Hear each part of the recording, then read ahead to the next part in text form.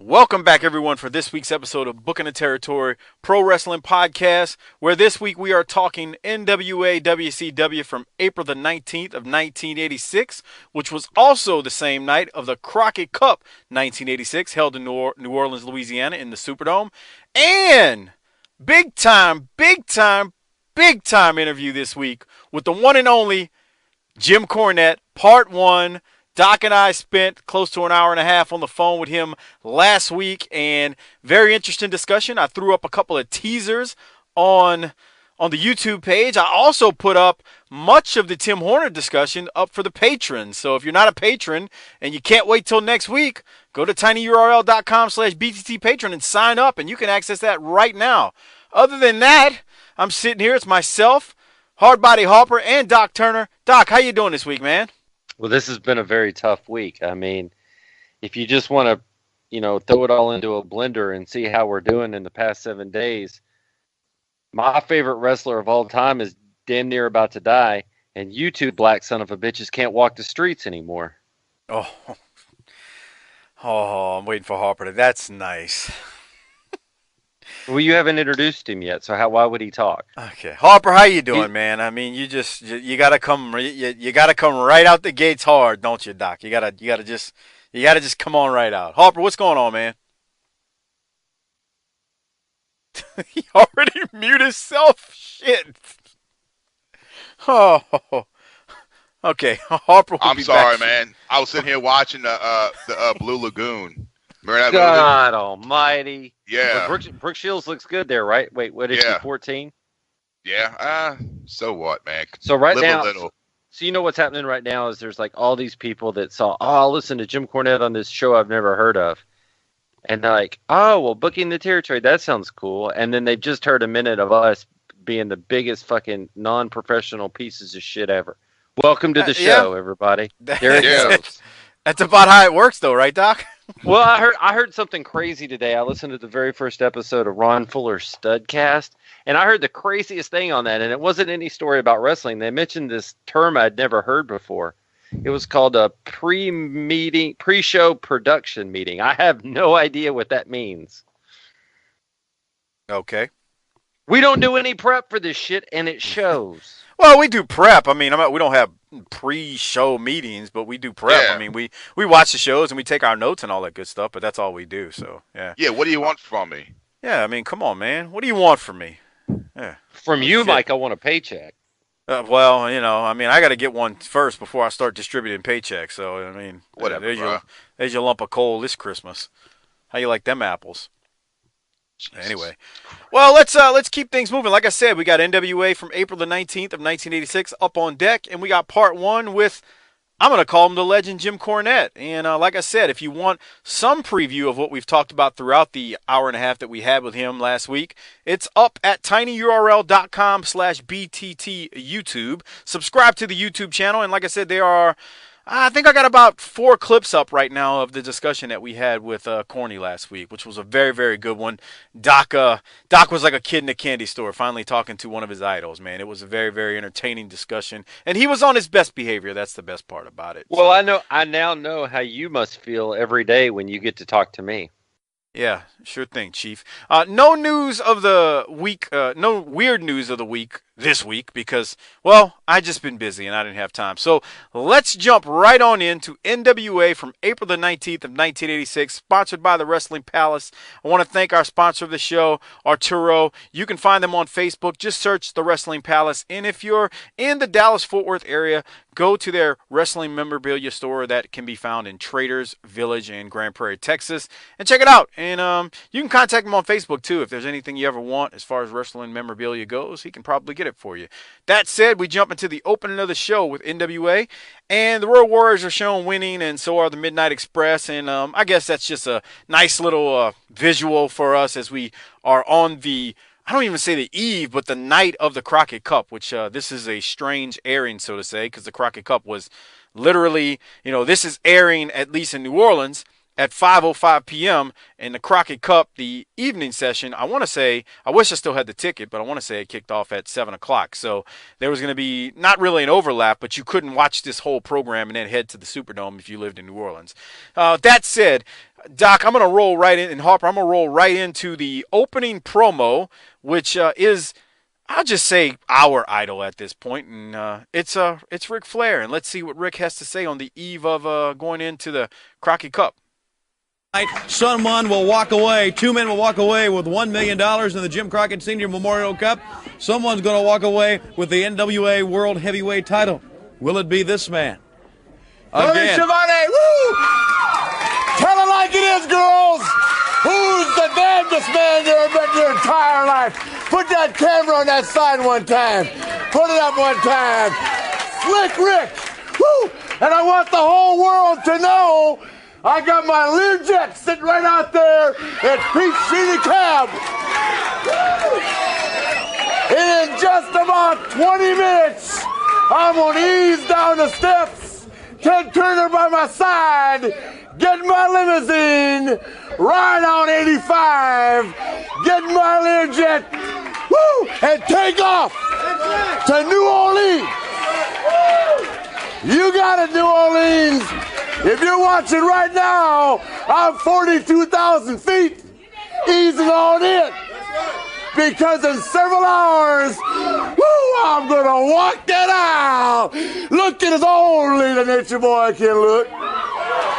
Oh, so fine. I'm not even going to tell you it's going to be Janie on my left and Mary on my right. But I'm not telling any of you which one of my robes I'm wearing till I get there tonight. The bottom line is, Big Dust, if you got the butterflies, don't feel bad. You got to wrestle the world champion. And in New Orleans tonight, the joint's going to be packed. And I don't do no job in front of 70,000 people. I walk down that aisle and I take care of it. Who is only Slick Rick can. And then, one more public announcement after I beat up Dusty Rhodes. I'm going to ease across the street to the High Regency and drinks all the champagne, anything you want is on the world check. So girls, keep in mind, it's a la carte, first come, first serve. Big Dust, I'm coming, Daddy. Woo! Get ready. The world champion, styling and profiling. Woo! Ric Flair, That was awesome. I'm going to throw it to Hopper first. He never takes a day off, huh? No, he don't. It's so good. He never phones it in. No. But you know, Harper, we talked about that last I want to say last year, but we were first starting to do these when on Christmas, the Christmas show, not us, but December for them, December 25th show or whatever it was like Rick showed up and Doc, what did you say, Doc? He just showed up and was like, well, I'm not much for being home with my family, so I just want to be here and do some work, right? Everybody else is grumbling because, like, man, we wanted to be home with our families, and he's rolling up his sleeves like, let's go to work, boys. Yeah, that's exactly my point. So yeah, Rick ain't trying to take no time off, man. Rick is like, I'm here, and we about to do this thing, and that's all it is to it. Doc, I guess I'll get your thoughts on it now. Well, it's really hard to touch on anything else when he basically tells everybody that he isn't planning on doing jobs in front of 70,000 people. I mean, I wonder what people thought inside the business back in the locker room when he said that, because that's a pretty bold statement to say in front of the Marks in 1986, don't we think? Yeah, but I guess you would have. Not many people knew that terminology though either, so it's kind of like an inside joke. Like, we know now what he meant by, I'm not doing no jobs, but back then, I mean, I remember watching this promo before we headed to the Cup, and I didn't think anything of it. I mean, I was only 11 years old, 10 years old, but still, yeah. You're right in a way, because that's one of those things where it's an inside joke and it maybe lathers up the guys in the back, but not many fans. But still, I mean, it still was hilarious. I love too where he's going drinking after, and basically he made the insinuation he's gonna be doing some stroking and poking of some rats. Well, we talk about this every week, and it's what part of that was a lie? None of it. I guarantee you, he went and got in a limo, went and got the jet, flew to New Orleans, didn't do any jobs, went to that hotel, got drunk, busted out some guts, did it the next night. Anything else, Doc, before we move on? I think Harper said it best. The man doesn't take days off. No, he doesn't. He's in it. He's in it for the long haul. How far ahead were these taped? Yeah, I don't think this was taped that same day. Right. Well, I guess it's possible that they taped it the same day because they would tape in the morning, I think, from what I've understood. Somebody out there will tweet me, but I mean, I guess it's possible, but no, who knows? But I remember seeing this. I just assumed it was live back then. You don't know no better when you're 10 years old. I was like, oh, shoot, he's about to hop on the jet and hit the limo, and he's heading down. And I'm looking at my uncle like, when we leaving? When we going to the Dome, man? We going to see this tonight. Let's make it happen. And he's a bigger mark. He's a bigger mark than you. And he's like, yeah, man, that was this morning, dude. Yeah. How they gonna get to Atlanta so fast? Yeah, right. Oh boy. All right, we'll keep it moving. So we got the Road Warriors versus Bill Tab and Ray Traylor up next. Ray Traylor, once again, like I mentioned a few weeks ago when our buddy Tim Morecci had said, yeah, Ray Traylor is going to make a few more appearances, and well, here it is. Road Warriors don't care that Traylor and Tab are some big guys. They go in for the kill right away and proceed to whooping on these two. Hawk hits the top rope clothesline, and pins Bill Tab. Doc, any thoughts from the match? At one point, and I may have not looked at this correctly, but it looked like Animal had trouble getting Bill Tab up and just said, "Fuck it." Yeah, he fucked up. Yeah, he lost his grip or whatever. He got him up again. He got him up again later. And muscled him up, but that first time he kind of missed it. I had another thought. Hawk kind of went up to the top rope and it wasn't all that graceful, and I was like, what would have happened to the plans for the Crockett Cup if Hawk falls back first? Oh, yeah. That might not have been a good situation given that they end up winning the cup. So, I mean, I'm sure they were. Spoiler I'm sure alert. This was settled way in advance. You asshole. Jesus what? Christ. I was about to go watch it. Hit the tagline, Harper. Shit. Oh. Book it, bitch. Oh, my bad. Sorry. God damn. I mean, it's only 32 years old at this point. 31 years old at this point. My bad. Whatever, Didn't mean to spoil it That's for everybody. classy. I try. All right. So we go from that to Dusty and Baby Doll are coming out now. And Dusty, of course, Big Dust needs to respond to Rick, what Rick just said. So here it is. Tonight, New Orleans on fire. One of the main reasons the American Dream, Dusty Rhodes and Baby Doll coming to town, trying to get that World Heavyweight title. I think all the talk is over. Ric Flair was just out here once again. As we said, week in and week out, Ric Flair said that tonight he going to have Rosie on his left and Mary on his right. And Dusty Rhodes, the American Dream, going to be right in the middle. Then he went on record and stated at the Hyatt Regency, he say, after it's all over, all the champagne, all the drinks, all the food, everything's on the world's heavyweight champion. He has no right coming on television and flaunting my credit card around, because by the time that comes around, I will be the world's heavyweight champion in New Orleans, Louisiana. He has no business at all saying what he said, what kind of robe he's going to wear. I don't care what kind of robe you're going to wear. I don't care what kind of plane you're going to fly in. I don't care how many times you come out here and talk about Space Mountain. Nobody really cares about Space Mountain. This is professional wrestling, Ric Flair. You're not out here on a game show, you understand? You're not out here on a game show. It's time you picked up your tempo just a little bit. Dusty Rhodes and Ric Flair, I don't do no job in front of 70,000 people either. So where we at now? It's very simple. We've talked for weeks about everybody but Dusty Rhodes, the American Dream, and Ric Flair. This is what it is all about. This is where it's at, Flair. Nothing else goes around this profession than that. So nobody cares about your robes, your cars, your limousines, your credit cards, and your party at the Hyatt Regency. Dusty Rhodes, the American dream. 70,000 people. We at a standstill here now.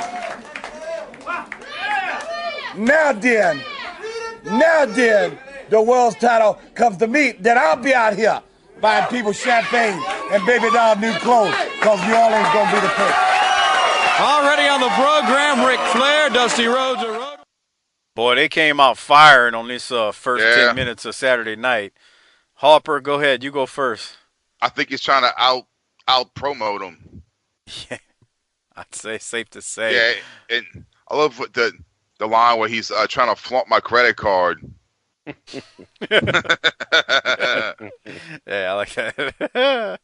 Yeah. Oh boy, yeah, they were out there dueling, man. Doc, what about you?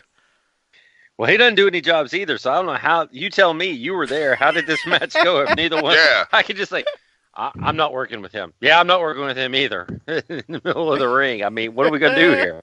Right. I mean, But that's what's great, and that we talk about it, and this is an easy point to hit, but nobody wrote that shit. Nobody wrote that down there. We ain't no script. He went out there, he heard what he heard, and said, "All right, I got something to respond to it with, and it's gold." you damn right. Rick went out there for like 3.5 minutes because I timed it all, and then Dusty goes out there for a little over 2, and there's 5 minutes of build up right there, just on, hey, this is it. We're about to go home. This is about to happen, tonight in New Orleans, and for the big belt, let's do it. I got a question for both of you. We always, whenever we used to cover the current product, we would talk about the go home show, before like WrestleMania or SummerSlam or whatever it was, wherever the pay-per-view was. Doc, who won the go home promo, so to say, between those two? I'll tell you my answer first. To me, it's a draw. And that's a good thing because that means you want to see it. But I'll let you give your answer. Man, this puts me in the unenviable position of agreeing with you. I thought it was a draw, too.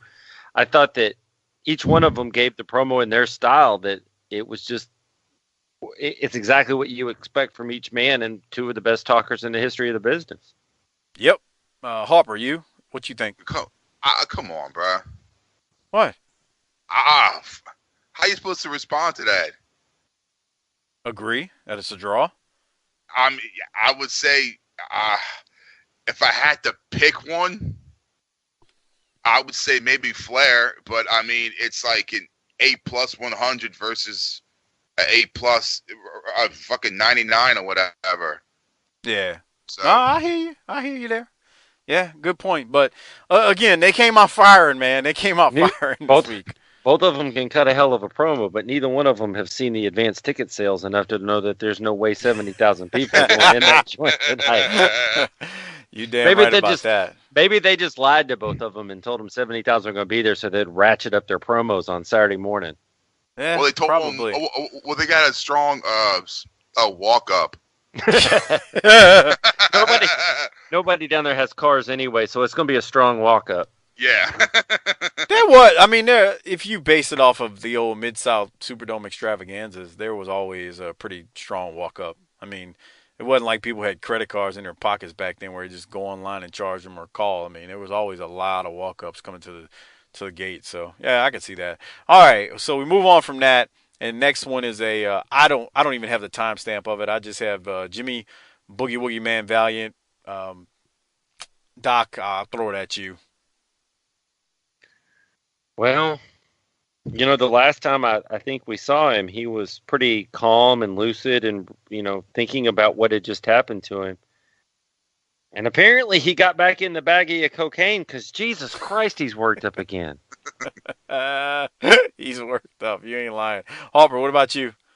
The last time we saw him, he discussed it was like seeing my best friend bang my old lady.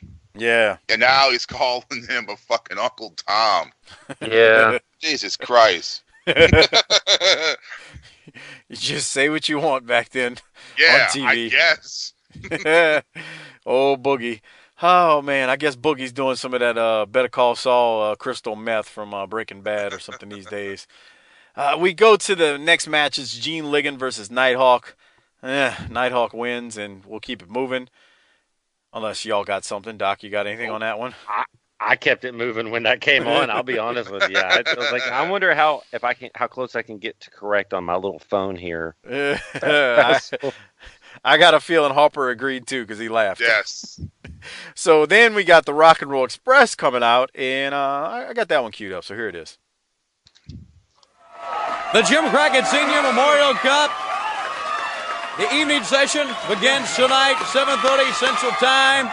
And I know in the minds of many fans, these two men certainly can walk away with $1 million. Well, that's right, Tony. You know, they far away. Right tonight here in New Orleans, it's going to all take place. Jim Crockett Senior Memorial Cup, $1 million, that big trophy. And the Rock and Roll's got their business there. We're going to do one thing, go out there, walk through a lot of teams, and hopefully to win the World's Cup and $1 million. That's right, Tony. You know, it's been a long week thinking about all this money and that big old trophy in our trophy case. But you know that's what we're going to New Orleans for. We fix to go down there and catch an airplane and have ourselves a good time. But Mr. Ric Flair, if you want to see a party, come down on Bourbon Street. Enjoy the Rock and Roll Express in Big Dust. Woo! Because we're going to tear New Orleans down. Especially, I hope, with the new world's champion and us with $1 million and that big Jim Crockett Memorial Cup. Woo! New Orleans, we're coming and coming styling. You ready? Okay, gentlemen, good luck to you tonight also. Let me remind you, they're pretty damn familiar with New Orleans from the Mid-South days. And I think Ricky's thinking to himself, oh, boy, there's a whole lot down there that I can get into. Doc, what did you think? What kind of party would Dusty and the Rock and Roll have on Bourbon Street in 1986 if Dusty had just won the world title and the Rock and Roll had just won $1 million? God. Wow. That's what kind. God. Like, for real. You talk about chin deep in rats. You know what it would be? Jesus. There would be no Jesus present. There would be a need. There would be a need for Jesus maybe afterwards. But that's the sarcasm of it all. this would be Satan's party. The devil. Harper, what'd you think? God, that would be fucking awesome to watch, huh? Well, I mean, seriously, you know. When you think about it, in like 1986, seeing fucking Dusty Rhodes and fucking Rock and Roll Express walking down Bourbon Street. Yeah, getting all fucked up. With the world title and the Crockett Cup and Dusty's in a fur coat in April. That would be great. As many times as we've been on Bourbon, Harper, I can only imagine walking down Bourbon and seeing Dusty with the strap on his shoulder and the Rock and Roll lugging around the Crockett Cup. It's like, rats and drinks for everybody. Come on down. He's got the belt. He's got the strap in one hand, the kamikaze in the other. Oh, it would be freaking insane. Oh, boy. Okay, well, if we go from that promo, it's Wahoo versus Vernon Deaton. Wahoo wins, obviously. Doc, I got two promos here. I'll throw it at you. Did you want to hear from Shaska and Paul Jones? I'm actually digging Shaska. I forgot how much I like Shaska Whatley. I kind of am, too. He's funny to me. Yeah, he's a trip. So let's play Shaska. I wasn't sure. I wrote down the timestamp, but here it is. Paul Jones, Shaska Whatley, you've been asking about Jimmy Valiant, and we heard Jimmy Valiant, and he... You know, Jimmy Valiant scared me for a while because I didn't think he was coming back.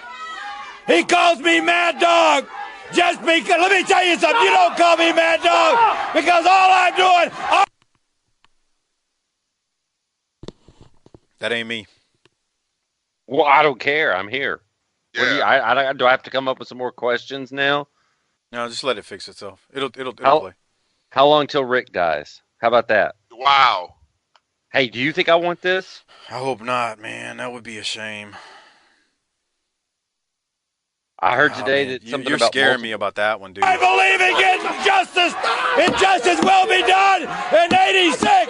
And Valiant, I'm glad you're back because we can't finish the job over the telephone. And this man right here, you called him your friend. He was never your friend. You used him. You used him. And from now on, Valiant, please stay around so this man I can finish the job. When we're finished, you're gonna be a bald-headed. Geek. Remember earlier when Jimmy Valiant called it 1985 instead of 1986 in the first interview? Yeah. Jesus Christ. If you see the screen grab where this thing just froze, Paul Jones has got his mouth wide open looking like he looks just like Hitler. He looks just like Hitler. Geek!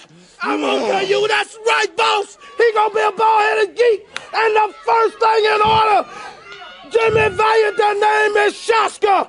Spelled with a K. I know you ain't got no brains because you're not good spell no way. But I'm going to tell you what. The thing that you will be able to do is take a good old-fashioned whooping from me. Exercise and intelligence by this man right here, the leader, Paul Jones. And when I get finished with you, shut up, boy, I ain't through talking yet. When I get through talking to you, when I get through beating on you, I'm going to stomp on you, beat on you, kick on you, spit on you, and take some more of this. When we get finished, what he gonna be? Nothing but a bald-head geek. A bald-head geek. I got all my hair, Jimmy Valiant. He got his hair. You the one we looking for. Sucker. You're gonna get it. Paul Jones at the end. You're gonna get it. What the fuck? But Doc, we were talking about it at first. It's not just what Shaska's saying, it's how he looks when he's saying it. Yeah. He's worked up. Yeah. What'd you think, Harper? Why did he keep saying the year? I don't know. You got me. Didn't he say something early in the year when he was a good guy about sucking dicks in 86? No. Huh? We were live in 85, and now we're... sucking dicks in 86? No. Wow. I don't remember what it was. But, yeah, he was... Nah.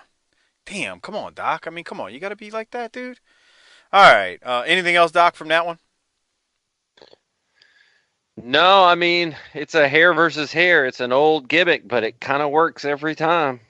Well, it works in this one because Valiant's got a lot of hair, so it really works for him. Shaska, it still works for Shaska too. I mean, because he's got, I mean, it's not like he's got a lot of hair, but he's got hair, and it's noticeable when it's gone. You think if Jimmy Valiant like shook his head too much, like a chicken wing would fall out of that beard or something? Nah, I don't want to. You think it smells like tobacco?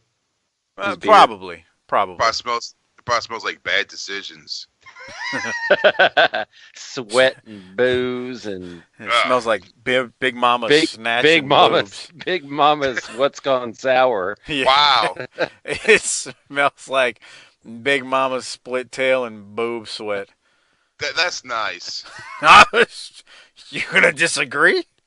The street people don't smell like that. I'm pretty sure that's exactly. Shut up, Ron. I'm pretty sure that's exactly what the street people smell like. I'm pretty sure it's what they smell like, dude. Let's be real here. You ever smell a real homeless person? It smells Yes. Smells like a dead fish's pussy that's been let out in the sun too long.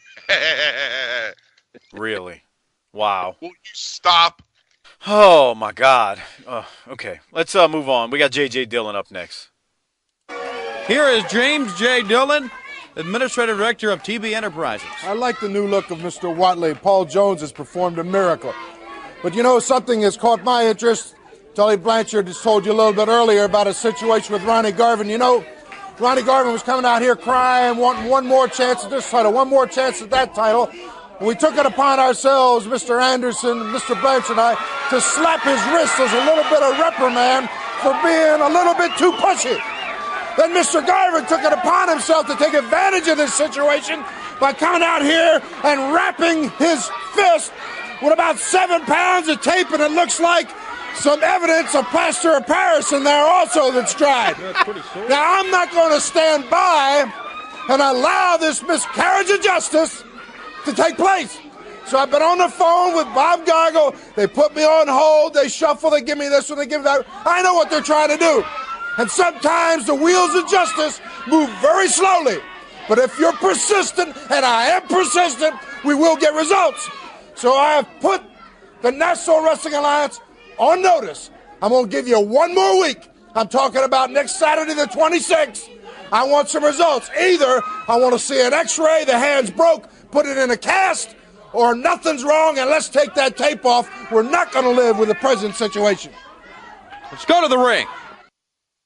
I thought that was actually hilarious, and I got a feeling like there's listeners out there who don't know what plaster of Paris is. Was I like the only one who thought that, Doc or Hopper? I didn't even pay attention to that. I don't care. Oh, okay. Yeah, what's it? Plaster to Paris? Plaster of Paris. It's like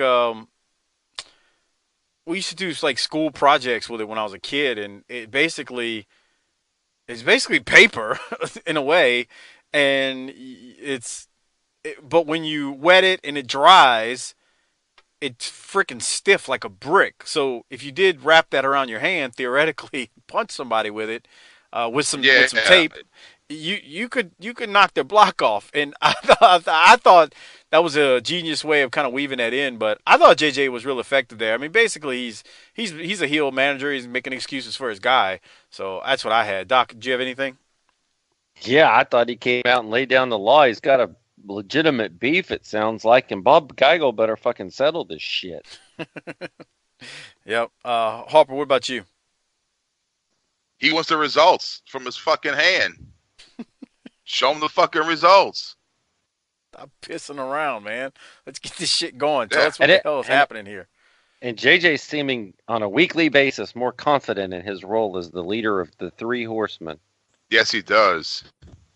He really is. He really is. He not that he like did bad at first, but like he's really like settling in right now. Mm-hmm. And I mean, you know, JJ's been, at this point he's been around the business for a long time. It's not like he's a new kid on the block. It's just he's really settling into that managerial role for the Horsemen. And I mean you see it. This is why it was one of if not the best faction ever. Part of it was him. Okay, Doc, anything else before I move on? No, sir. All right, well, Magnum and Paul Garner are up next, and I got to think that Paul Garner's lucky or just happy he's not in there with Ronnie Garvin and the Road Warriors. So, Doc, what's the timestamp before Magnum, does his thing and we get the, orgasm from you-know-who? Before we get the... from Crockett. Go ahead. What did you got? 28 segundos. Jesus, 28 seconds. Wow. Holy. Oh, boy. So 28 seconds. Yeah, that was quick. Harper, anything from you? I thought it was longer than that. It that was felt like the longest match he had, huh? Yes, I thought it was too, but I swear I looked at the times, and I remember for everybody who's new joining us, I don't do from the bell ringing because they mess as much time around I do when they lock up. Let's have action. Let me tell you why you thought that, though, Harper. Because he actually took a bump before the belly to belly. Yeah. Was it a real bump? Yeah. I forgot what it was. If he shot him into the corner and a backdrop or what? A backdrop. Uh-huh. Was it into the corner or from rope to rope? Oh, from the corner. Okay, that's what I thought. I'm testing a new theory this week. What's that? How drunk can you get, watch Saturday night, and then remember what you saw several days later on the podcast? Okay. Well, I guess you'll tell us at the end, right? Yeah, I'll report back at the end how this has gone, because some of this is starting to jog my memory of us talking about it. I hear you. Okay, so Magnum wins, and Harper, you said you were good there, nothing else? No. All right. Well, we got two things coming up here. Oh, I'm sorry, what'd you say? Nothing. Okay. We got a Paul Ellering promo. I don't have the timestamp. I'll throw it to Doc first. Did you have anything on that one? The Ellering? No. Yeah, me either. What did you Where the fucking Road Warriors, man? That's what I want to see. Yeah. Okay, I don't want to catch heat, but I don't. To be honest, I don't really care. So, and it's very possible that I'm missing something here. Mm-hmm. But what purpose does Paul Ellering really serve? And I don't know. You go back to that goofy thing he did Mid-South in the early 80s. It's like, what has he really ever done? Because he doesn't cheat for him. No. He doesn't distract the referee. So, right. So I don't dislike Paul Ellering, and I'm not trying to shit on the guy. I'm just trying to ask what value he brings to the situation. I can't answer that. I mean, because you know full well that when we play those promos, you're sitting there thinking, Hawk, well, I'm a little afraid. He's a little extra roided up. Right. Animal screaming and getting his couple of lines in. It may go back to Hawk, and then you're like, okay, we're done. And then Ellering talks, and you're like, shit, we got to sit here and listen to this until we pop. Yeah. So Yeah, I just, I'm not trying to.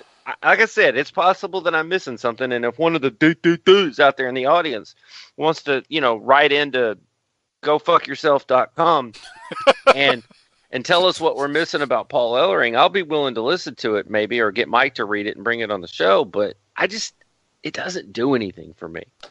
Nah, I mean, I feel you on that. Ellering was a good wrestler. I think he was just a part of our childhood. The Road Warriors were so good, and we just became accustomed to him as being their manager. And as kids, we really didn't analyze it the way we do now. And now we look back, and it's like, maybe that wasn't as good as it came across when Ellering was their manager back then. I think that's what it is. As one of Harper's broads is I know, texting him for a booty call later. So I think that may be what it is. It certainly would be better than the time he got his fucking unit blown on the air. What? Yeah, like Sullivan did. Yeah, that wouldn't be good. All right. Well, Harper, did you have anything to add to the Ellering portion that Doc was talking about just now? It's just like, fuck. Yeah, I'm here, man. To me, seeing it, it's almost like you're like, the Saints quarterback's going to be here. Oh, you expect Drew Brees, and it's like the fucking third string guy. Like, who the fuck is this asshole? That's almost what it's like. I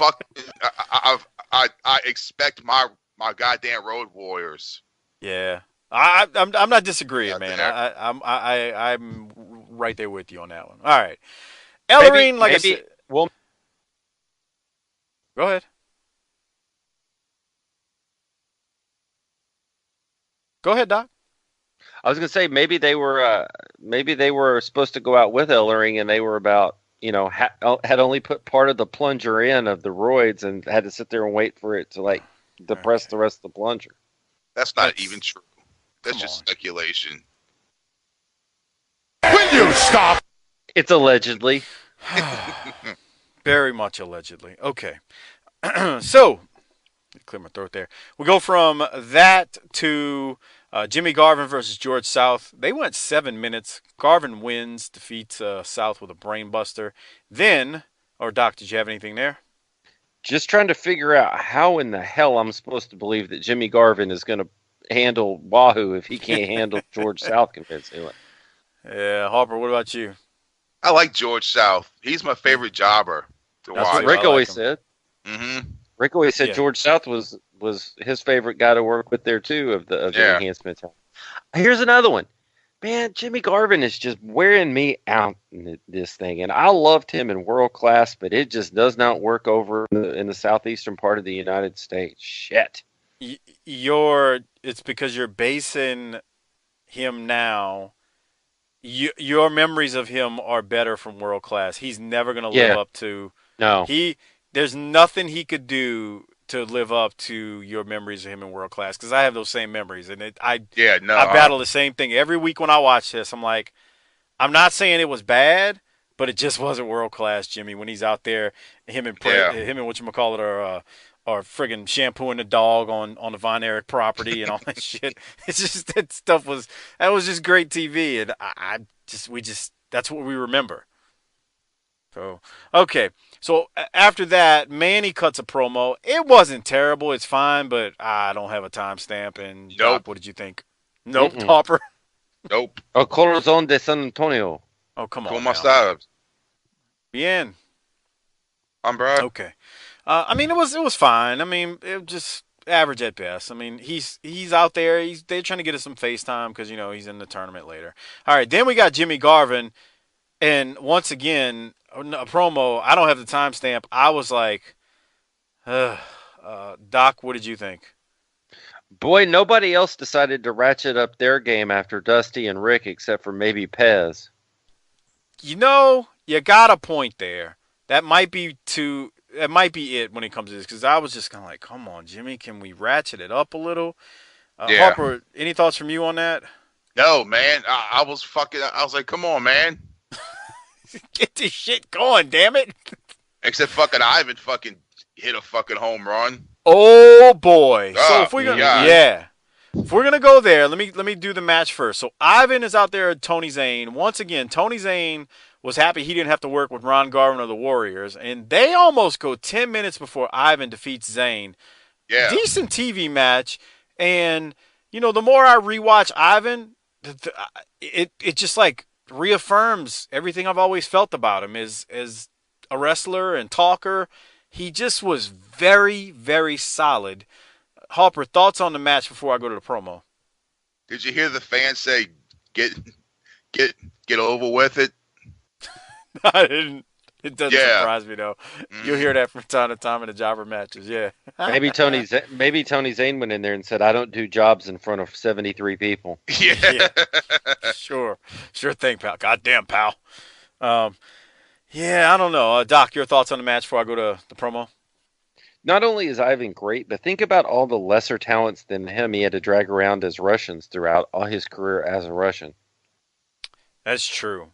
I mean, Nikita got better in the ring, but let's face it, Nikita just, his promos just never did it. And then, I don't know if it's fair to put Crusher in there, dragging him around. I mean, he was good. He sounded like a freaking, well, he wasn't American. What am I saying? Sounded like he had no Russian accent, but he was a Russian sympathizer, so that worked for him. I don't know. He definitely did his share of carrying. I mean, I'm not going to put, think about a stable. I mean, the Four Horsemen are easy. That's easy to pick on.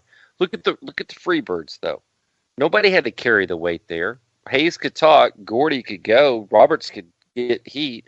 The Von Erichs had guys that could go. I'm just saying, Ivan had to carry a significant portion of the load for years.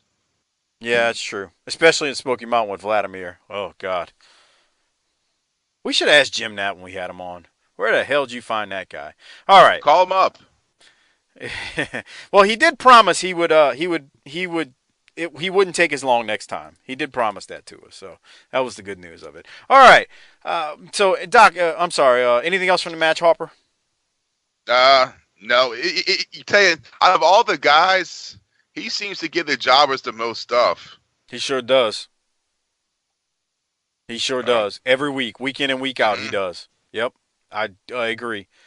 I think Arn's even gone out there and Tully too, kind of, which I guess is good. You know, they're heels, and you don't want to make it look too easy. And you hear people say it all the time. You know, they want the match to. You want the guy to at least look like something. I mean, it's to just continuously squash him. I mean, nothing against what Magnum's doing, but I mean, seriously, how entertaining is that? I don't know. All right. Next promo. So I have clipped off the Nikita portion. So what I'm going to play is starting from Ivan. I smartened up to at least that part. 6 months into this, and you finally got smart. Jesus, thank you. Okay, you're welcome. What title? What is this? United States heavyweight title. You know, Magnum TA, you're very persistent, but not very intelligent. You are like, we go around the airports and in restaurants, on the streets here in America, people smoking on cigarettes. They know that it's hazardous for their health. They know that it's going to shrivel up their lung and probably die of cancer. But they're persistent. They keep going ahead and smoking. That is like you, Magnum TA. You're very persistent, coming out and attacking Nikita from behind, hanging him with his chain by the neck. Very persistent. But you're going to find out that nephew Nikita is your cancer. Yes, he's going to get a hold of you, Magnum TA, and eat away at you. Yes, eat away and injure you in such a way. The Magnum TA in Russian chain match, you will not be able to continue. Nephew Nikita will be victorious. And then Nephew Nikita will go on television. And only then in the United States heavyweight title against you, Magnum TA, and defeat you. You know, I'm tired of coming out here and listening to people calling us cowards like these road warriors. What right have they got to call us cowards? We are fighting in that ring just the way they do.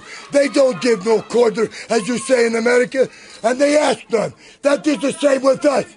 And I'm going to tell you, like I told you before, oh, you're big, powerful men, but you're not going to win over the Koloff family. We're going to put you down and pay you back for what you did to Crusher's leg.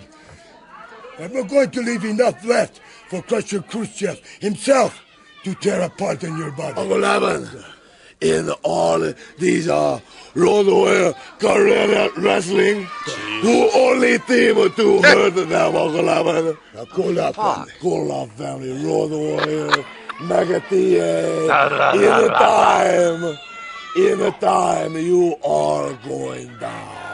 And you should tell this American Dream to keep his... I know he's America's team along with Magnum TA, but he better keep his nose out of our business. Fans, when we come back. Damn, Nikita can ruin a promo, can't he, Doc? You got to see death metal vocals in some stupid cartoon death metal band. That would work better than being a Russian and promo cutter. Jesus Christ.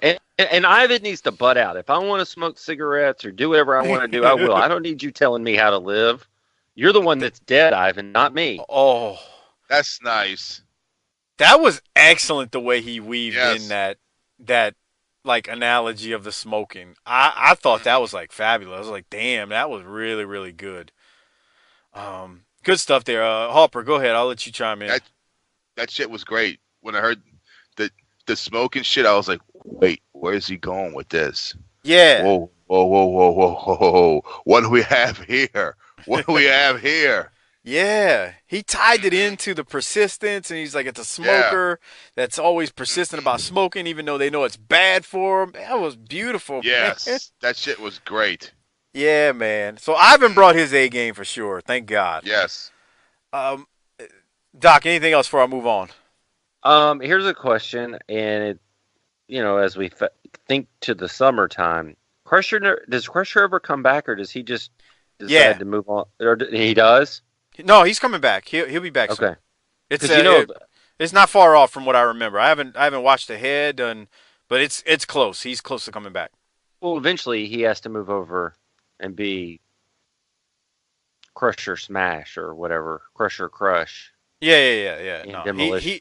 he'll be back soon. He'll be back soon. Okay. All right. Well, okay. So I guess Dusty kind of come out and I don't want to say it's a promo. He's only out there for commentary for the next match, which is Arn versus Manny. Let me talk about the match, and then I'll ask you all about the commentary on the match. So Arn versus Manny for the NWA TV title. Excellent defense of the TV title again for Arn going up against Manny. Manny works the leg and controls the hell out of this thing for a lot of it. This thing is so long they take 2 commercial breaks. Manny does hit Arn with his finisher, the flying burrito, but time expires as Manny goes to pin Arn, so it's technically a draw. But then Tully and JJ show up to go after Manny to injure him, but Garvin and Dusty hit the ring. Garvin hurts his hand when he lays out Tully with a punch. Lots of, I guess, chaos and shenanigans here in a nutshell, but I'll throw it to you, Doc, first, and then Harper, you take over after Doc. But Doc, what'd you think? one thing I noticed is that Arn sweats a lot during these title defenses. I bet you it ain't too freaking cool in that studio. Okay. The other thing I noticed is, should everybody out there be putting out this much energy on game day? We got the Crockett Cup tonight. You know how your coach in high school be like, hey, y'all quit using up all your energy at the goddamn pregame. You ain't got anything left for the game. You know, like Harper said, man, they're out there working, man. They're not trying to mail it in like Rick. So that's my thing. But you're right. They're out there. Those two were out there working, man. They weren't taking a night off. That's for damn sure. And then the other thing I had, and here's a question, and I don't know, well, I do know the answer to this, but I'll let you two tackle the question here I have. Manny Fernandez put Arn in the figure 4. Should he really be doing the world champs, quote-unquote, finisher here? I don't think anything of that. Harper, what about you? No. Yeah, I mean, let's see. Yeah. Ted DiBiase was using it in Mid-South before then. I mean, I'm not. That doesn't bother me at all. But if a bunch of guys used the DDT when Jake Roberts was on the card, you would have a problem with that? No. Okay. But I'm just asking. But the DDT was a different type of situation. Yeah, I don't know if I'd get mad at it. And then see, you're asking me that question now too, when everybody uses a freaking DDT as a transition move nowadays. Well, everybody's wrong now. The DDT is a finisher. It always has been, and it always should be. Yeah. Okay. Harper, your thoughts on the match and Dusty on commentary, if anything? I love the way it ended. It was something different. It was a way that we never saw this. We haven't saw a finish like this yet. Yeah. For the 605. So yeah, time expires. It was fun to watch, match. but I wish there was some way where they could have let the crowd know, 10 minutes left. That's 5 true. minutes left, 1 minute match or what have you. But this was fucking fun to watch. Yeah, I thought it was good stuff. So I agree with you. All right. How about how about this? If Dusty's fighting for the world title tonight, why the hell's he out doing commentary on some trifling ass title like the world TV title? Well, I actually had a note on that. I was like, so Rick was already, hitting the jet. His ass was wheels up by this time, dude. Yeah, like, why is Dusty still out there?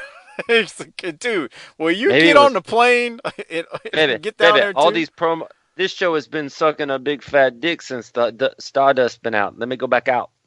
Yeah, okay. All right. So we go from that match to, well, it's the guest of the week, Jim Cornette. So here it is. I don't know what's going on. Oh, this is the greatest day of my life, Tony. David, why's that, Dave? You look like a big leprechaun. Get it straight. My name's Jim. Your name's Tony. He's David. Let me tell all you people something. I'm feeling cool today. I'm feeling so cool. I'm chilly. Do you understand what I'm saying, Tony? I am feeling good. I'm on top of the world. Tonight's the night. The Midnight Express are going to make me the happiest guy on the face of the earth. They're going to take Precious Paul's trained apes, the Road Warriors, and they're going to show everybody, including the Road Warriors themselves, that they're not unbeatable. They're going to take the Rock and Roll Express, those two little nappy-headed punks with those fat 13-year-old Sal's running around after him, hugging and kissing on him with the cheap perfume, yelling, Ricky, Ricky, Robert, Robert.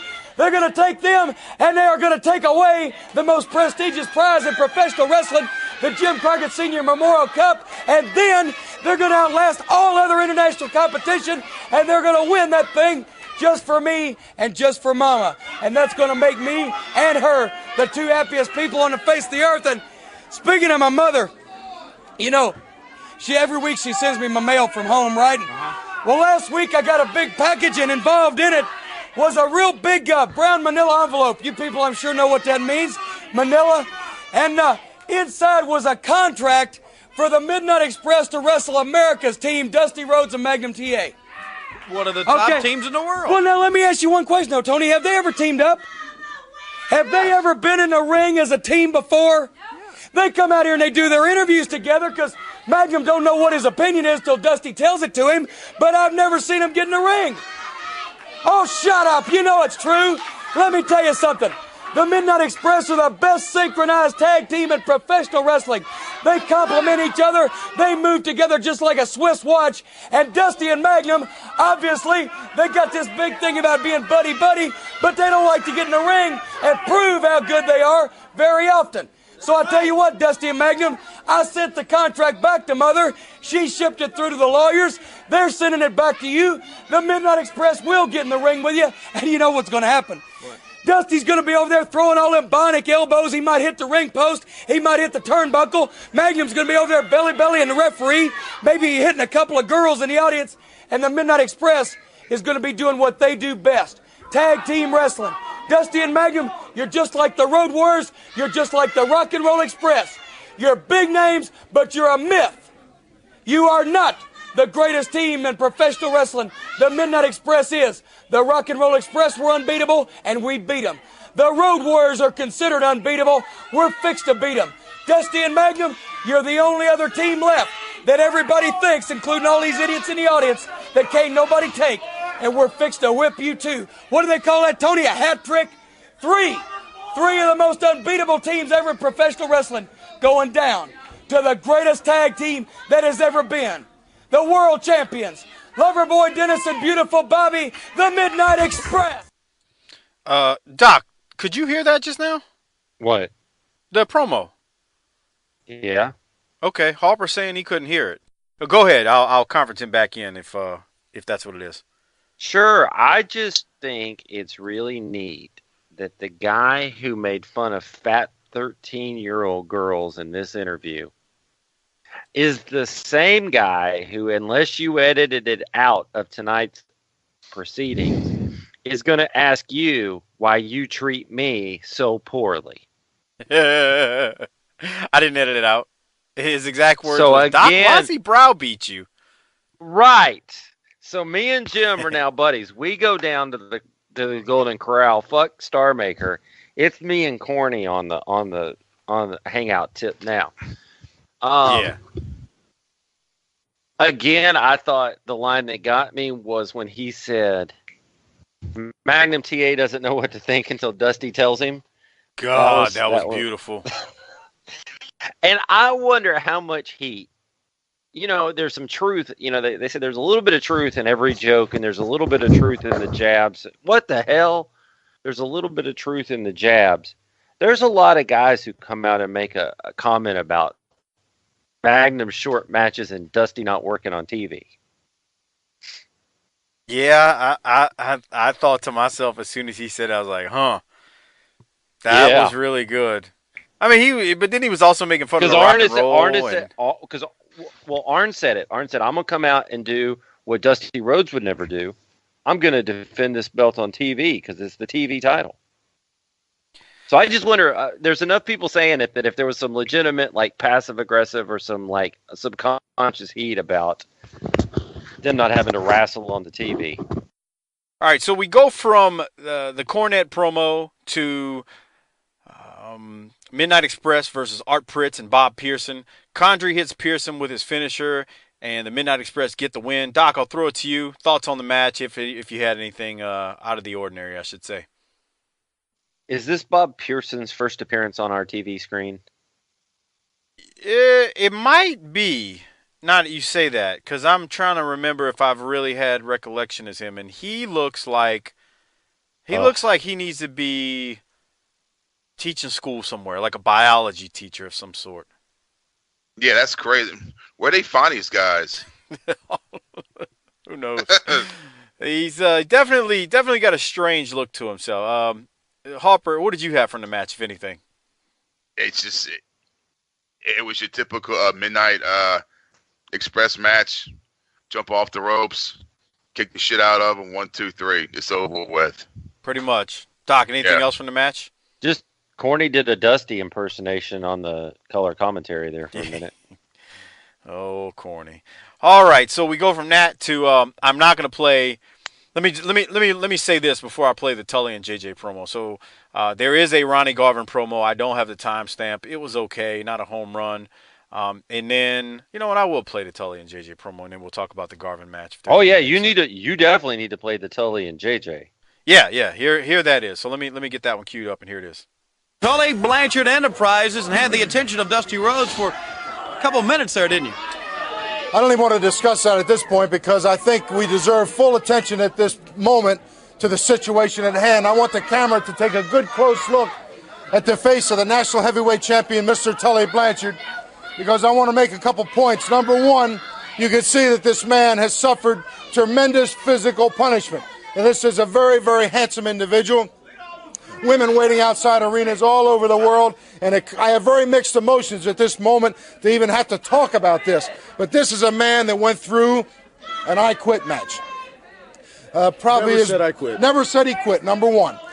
Then they came along and they said, okay, the American Dream was going to go get this Chief Wahoo McDaniel, going to get the Indian strap, going to get the bull rope out of the shed, and he's going to give out a little justice that maybe we wouldn't even be around. Well, they threw everything they could at Mr. Tully Blanchard and Mr. Arn Anderson. As you can see, we're still here, and most importantly is Tully Blanchard is still the National Heavyweight Champion. You know, JJ, well put. But, you know, everybody out there knows how tough I am. I'm not going to have to talk about it. Manny Fernandez, you just got a taste of what it's like to mess with one of the three horsemen. You're going down. That's what happens when you hang too close to Dusty Rhodes. Now, Dusty Rhodes, you and I have been the whole spectrum. You wanted that bull rope, and you got it all. I took everything you could dish out. I took it all on national television, boot, reinforced boot, and everything, and I took this from you. A few stitches, a few scars, Dusty Rhodes, that's the name of the game. Anybody takes a good look at you knows you've been on a long, hard road your whole life. And you've come through many, many times. But Dusty Rhodes, this time, you're this much short. And don't you forget it, because Dusty Rhodes, you want Texas Death, you want the barbed wire back up again. I'm ready for anything you want, Jackson Brown, and I'll still come out here on national television, on Turner Station, and I'll still have the National Heavyweight Championship, and I'll still be looking fine. The stitches are in, that's fine. I still got the jewelry, and I'm still up here talking, Dusty Rhodes. You can't shut me up. Wahoo McDaniels can't shut me up. Magnum TA couldn't do it. Garvin can't do it with his taped up hand. Ain't nobody you run around with can shut me up. I'm up here talking. JJ's up here talking. Flair's up here talking. Arn Anderson's up here talking. And that's all you need to know about anything, Dusty Rhodes. So you come up here with that big moose you want to call a baby doll, which I gave her everything she is. And Dusty Rhodes, you think about it, and you sleep on it, and you wake up on it every day of your life. And when you see Garvin, you tell him we expect the tape to be off by next week. We're coming right back. I came unglued when he called Baby Doll a moose. Y'all can't tell me that was not hilarious. Harper, what'd you think? That shit was great. And Tully looks like he was a victim of a crime. He looks like he was mugged on fucking Bourbon Street or some shit. Yeah, what the fuck? It looks like somebody pistol whipped him. Yeah. Jesus Christ. Like somebody just took the butt of a gun, jabbed it into his freaking chin, and then popped him right on the forehead real good. And his chin. Yeah, that's what I'm saying, the chin, yeah. Yeah, and it's... And when he called Baby Doll Moose, that shit was fucking awesome. Doc, what'd you have? Man, my first note was Tully's fucked up here. Yes. Yeah, he Dude, messed up. That's no joke. But you know what is great about it? And I do believe this. That was his best promo we've heard so far in 6 months of doing this. He's like, look, it happens. I'm a man. This is a man's sport. This shit happens. This kind of stuff happens, and it's okay because I still got the belt, and you can't shut me up. What good stuff that is. Shit. Yeah. I agree. He was hitting a home run and then just decided to call Baby Doll a moose for no good reason, which was just like extra icing on the cake. I mean, the only thing he could have done better was pull out a pair of panties that were like 6X and been like, I just found these that were baby dolls. Yeah, good stuff. Oh boy, I can't add anything. You all nailed it. You know, at the end of the day, he's being a 1980s heel, and it was awesome. It was really good. From there, it's Ronnie Garvin. Nothing spectacular. A short promo before his match. You got Ronnie Garvin versus Brody Chase. I'll give you a guess. Garvin beats his ass, Chase's ass, and then gives him some chin nuts. And Jesus Christ, Garvin has this poor bastard stretched not even a minute in. Yeah, I can't even. It's just, God damn, man. It must have been a bitch just to work with Ronnie Garvin on these shows. What did you think, Harper? But he sold his hand. He did. Yeah. He did. Yeah. He that did. Shit was great. Yeah. He did. No knockout punch here, if I remember correctly. My notes are right. Because his hand's fucked up. Right. Mm-hmm. Yep. Psychology. That's a hell of a thing. Yeah. Imagine that. It's the little things here. Yeah. Yes. Wrestling back in the day when it was great and we were entertained and whatnot. Doc, your thoughts on it? Yeah, I was just thinking that he got down into the pretzel shit real early, and I guess it's because I guess when you think about it, it does make sense because he can't just stand up and throw chops and punches, which is his other mode of offense. He can't do that. So let's get down on the ground and let me make you shit your pants with this sugar hole. Man, I'm telling you, man, it wasn't even a minute into it. I timed it, and he's got this dude tied up on the mat. I'm like, damn, this poor bastard. He's just getting it handed to him. Well, you know how the Young Bucks will do a drop kick or a super kick as soon as the bell rings. It's like he went for the double leg takedown. It's straight to the stretch. Sure did. Let's not hold things up. All right, so then Garvin wins, and there's a ending promo with Jimmy Valiant, but I don't have the timestamp. Doc, did you have anything from that? No. Okay. It's just insanity, you know. Yeah. Pretty much. Harper, anything? He messed up calling him Shaska or something. I think I don't know. Oh, that's what happens when you're on that blue crystal meth from Breaking Bad. Harper, anything from you from that promo? No, just he's fucking crazy. You got that right. All right, so we're gonna hand out not some disability checks, but some grades. But before I do so, thanks to all the patrons out there, especially new patrons. Charles, Devlin, and Slider91, thank you for becoming patrons. You know, we do for 8 free shows a month. They drop every Thursday and every Sunday without interruption. We haven't missed a show in 2 years' time. Got a ton of patron episodes up right now as well that you can access at tinyurl.com/btcpatron.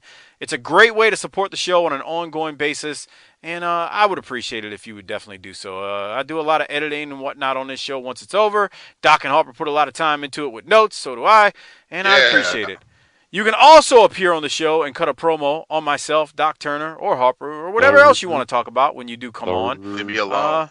$1.25. And special shout out to the Hall of Fame patrons out there. Slider91 US, Justin Rasmussen, at ShepDaddy32, at USC 49ers Dodger, at Gerald Green III, at T-Hog94, at SV Pajam, Martin Howell 71, Tim Moretti, Coleman 822, Godbold Unreal, and at Unconvinced Ray. Thanks for being Hall of Fame patron members. And again, it's tinyurl.com/btcpatron. Literally, we dropped 3 patron episodes last week. And, you know, you can get them there. Just sign up. It's you can do it for as little as $2 a month, but it's a great way to support the show. Doc, let's not do the Crockett Cup results. We'll start next week's show with the results, even though I kind of gave away one of them. So we'll start next week's show with how things fell out with the Crockett Cup. For now, though, we're going to rate this puppy. I got to admit, just based on the first couple promos, and you got Tully and JJ out there doing their thing, you know, some good stuff in between in the middle of the show. Cornette with a really, really good one. Ivan with a good one, too. I'm going an A on this episode. I thought this was really good. What did you think? I struggled with this one because it was very uneven. There were parts of the show that really had me, and then there were long stretches where I was like, ugh, man, this isn't doing it for me. It was very top-heavy. Well, so as such, I'm going to give it a B+. All right. Harper, what about you? I'll give it a B+ too. I was thinking the same thing. There were times where it was fucking awesome, and it's like, oh fuck. Yeah. What the fuck? But I enjoyed the matches. With the match that ended with the time running out, that was something different. You had Flair and fucking Dusty kicking ass with the promos. You had fucking Cornette doing a fucking promo. So it's I will give it a B+. Don't forget about Ivan and Tully at the end. Oh yeah, too, right. And fucking Ivan and fucking Tully. Yeah, they put their foot into that. So really good stuff. All right, so then I went first. Who are you going to give the Rolex to, Doc? Well, I assume that we're going to have a lot of people listening to this above our normal, thousands and thousands of listeners with Jim Cornette on the show. So let me explain to everybody, since our host won't do it, exactly what we're doing here. We grade the show, but then we also give a Rolex watch to the outstanding performer of the week.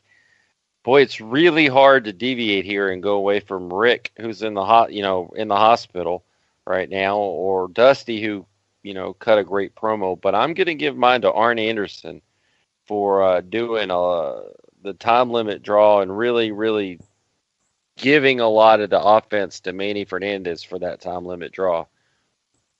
Interesting. What about you, Harper? I'm giving it to Ivan. All right. I love that fucking promo. I wasn't expecting that. That was a good one with the smoking. Mm-hmm. I'm actually gonna deviate and give it to Tully. I thought his was really, really good at the end. I mean, that was a really, really good promo from him. I mean, he's busted up and he's like, so what? It happens. It don't mean I ain't ready to fight again. So, I mean, and that goes to show you this was a very strong episode, even though y'all said B+. I mean, you had some really good promos here. You really did. So, really, really, really good episode for me. So we'll see where things lead. I guess you could say this was coming off the Crockett Cup. This was kind of maybe one of the. It was a big event that's been building for a while. So we'll see what happens after this point. So, all right. I'm trying to think. Hey, if you haven't done so or are not doing so, go to tinyurl.com/BTT Amazon if you are shopping on Amazon. It's a great way to support the show. It's doesn't cost you anything extra, so please use it. Buy whatever you can get on Amazon. Use that link. Give it to your wives and girlfriends or whoever in your family does the shopping, and spread it out with whoever you know. Tell them, hey, use this link. It helps supports the Booking the Territory Pro Wrestling Podcast. All right, Doc. You got anything before we throw it to Cornette? Are we ready to start talking our fall NFL preview show? Do our It's funny you say that. I got the promo of the week that I got that we're gonna do once we come back from talking to Jim. It has to do a little bit with football and everything's a work. Just putting that out there for you. Yeah, I tell you what's not a work is that goddamn Roger Goodell. Fuck that motherfucker. Something to do with the Ezekiel Elliott suspension. Harper, you got anything before we throw it over to Jim Cornette? Just go on Vimeo on demand. Check out fucking Wildcat Sports. Do it there now. You go.